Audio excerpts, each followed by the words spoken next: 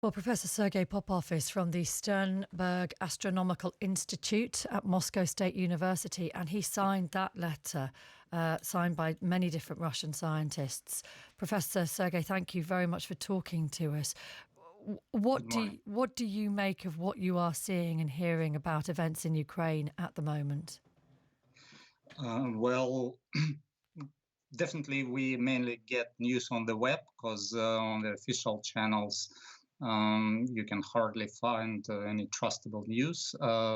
Still, we try react individually and as a community, as a scientific community in Russia.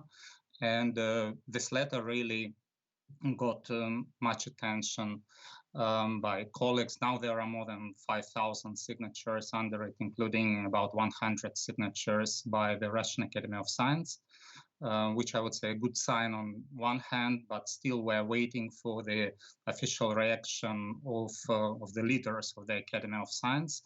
In my opinion, they definitely have declared that the scientific community is against this war, and we have to stop it and to finally to come back to normal life, to normal international cooperation, which is at the moment completely stopped, I would say. I want to ask more about that, but first of all, are you worried about speaking out? Well, a little bit, but I think that's the only way to solve things. Anyway, we have to communicate, even if it is dangerous at some point. And this is a normal feature of also of scientific collaboration. And it's very important, in my opinion, that during this time, I think we have to intensify personal contacts with foreign scientists, with Russian scientists working abroad, in general with Ukrainian scientists, definitely. So I really worry about several Ukrainian colleagues who's in Kharkov, in Kiev, and I know that they have really terrible times now. How unusual is it for people in prominent positions like this, not just from the world of science, but we know voices from the world of business and entertainment and journalism, to speak out in this way? I would say that it's not completely unusual. For different reasons in Russia, the scientific community especially signed many letters because unfortunately the political life in Russia is not, I would say, that well organized. And the clear sign was that all members of the parliament, all completely voted for all these decisions. And so I'd say that we don't have real representatives at this level, so we have to speak by ourselves. However, to collect rapidly 5,000 signatures, including 100 from the Academy of Science, it's more than you can usually expect. So people really recognize that the problem is really very serious. Yeah. Do you think it will make any difference? I hope so, because really many people, scientists, people from entertainment, sport, business, IT technology, so from all sides, they try to send messages that they are not supporting it.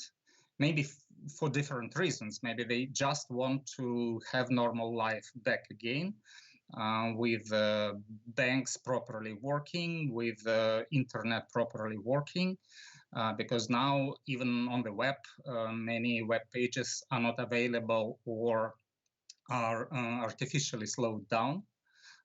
So life is not the same anymore, even if we are not in danger, really, maybe personally. Yeah. Can you tell us more about that? Because we hear that some payment systems are being disrupted, Visa, MasterCard, Apple Pay.